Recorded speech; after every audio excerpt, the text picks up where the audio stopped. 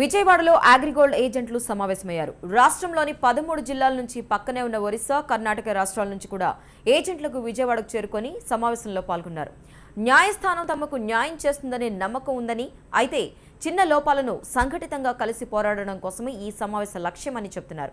మరింత సమాచారం మా ప్రతినిధి శ్రీకాంత్ అందిస్తారు. అగ్రిగోల్డ్ ఏజెంట్లందరూ మరోసారి ఏకమవుతున్నారు. విజయవాడ కేంద్రంగా రాష్ట్రంలోని 13 జిల్లాల నుంచి అగ్రిగోల్డ్ ఏజెంట్లు తమ ఉద్యమాన్ని తీవ్రతరం చేయడానికి విజయవాడలో సమావేశమయ్యారు. 13 జిల్లాల నుంచి సుమారు 500 మంది వరకు ఏజెంట్లు విజయవాడ చేరుకున్నారు. భవిష్యత్తు కార్యాచరణకు సంబంధించి ఈ సమావేశంలో కీలక నిర్ణయాలు తీసుకోవడానికి ఈ సమావేశం ఉపయోగపడుతుందని వారు చెప్తున్నారు.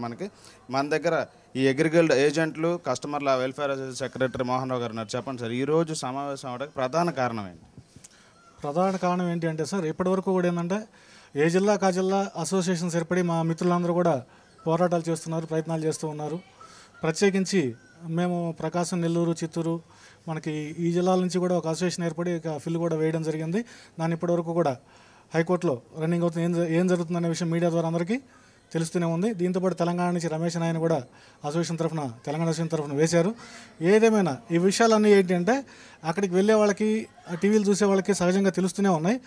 కానీ ఈ పోరాటం చేయాలని ఎవరైతే ఉన్నారో, ఇండివిజువల్గా చేస్తున్నారో వీళ్ళందరూ మనమందరం కూడా ఐక్యంగా పోరాటం చేస్తేనే ఇంకా ముందుకి మనం వెళ్ళగలుగుతాం. హైకోర్టులో ఆల్రెడీ ఈ అంశం నడుస్తూ ఉంది. మీ వైపుకు అనుకూలంగా వచ్చినట్టుగా కూడా మీ వాళ్ళు చెప్తున్నారు. మరి ఈ నేపథ్యంలో ఈ సమావేశానికి కారణం ఏంటి? ఈ సమావేశం అంటే ఇప్పుడు కొంతమంది 13 జిల్లాల ప్రెసిడెంట్లు కొంతమంది ఈ మధ్య కొంతమంది కలుసుకున్నా ఉన్నారు.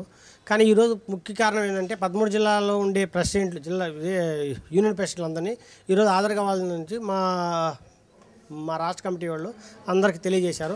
మేమందరం ముఖ్య కారణమై నెక్స్ట్ స్టెప్ ఏం చేయాలా, మనకు డబ్బులు తొందరగా రావాలంటే, కస్టమర్లందరికీ డబ్బులు తొందరగా రావాలంటే ఏం చేయాలా, మాకు కంపెనీ వాళ్ళు చేసిన మోసం కంటే ఇప్పుడు మాకు హైకోర్టే మాకు దేవుడితో మాకు దైవంతో సమానం.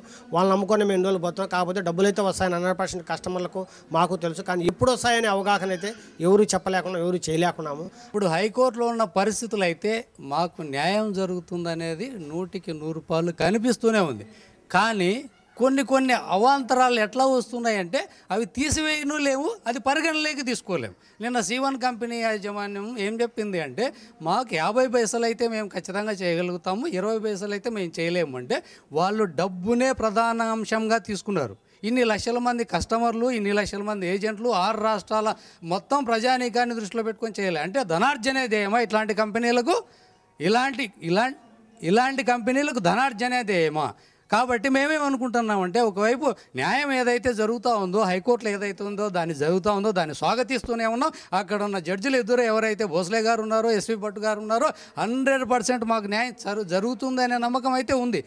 హైకోర్టు ద్వారా న్యాయం జరుగుతుందనే నమ్మకం ఉందని చెప్తున్న ఏజెంట్లు అయితే కొన్ని అవాంతరాల కారణంగా ఏజెంట్ల మీద కస్టమర్ల ఒత్తిడి పెరుగుతూ ఉందని, ఈ కారణంగా పూర్తి స్థాయిలో వారికి స్పష్టతనివ్వడానికి ఈ సమావేశాన్ని కేంద్రంగా చేసుకున్నాం. అదేవిధంగా రాష్ట్రంలోని 13 జిల్లాల ఏజెంట్లు కూడా ఒకే వేదిక మీదకు వచ్చి సంఘటితంగా పోరాటం చేయడానికి కూడా ఈ సమావేశం ఉపయోగపడుతుందని భావిస్తున్నట్టుగా ఏజెంట్లు చెబుతున్నారు. ఇది ఇక్కడ పరిస్థితి. కెమెరామెన్ కిరణ్తో శ్రీకాంత్, HM TV, విజయవాడ.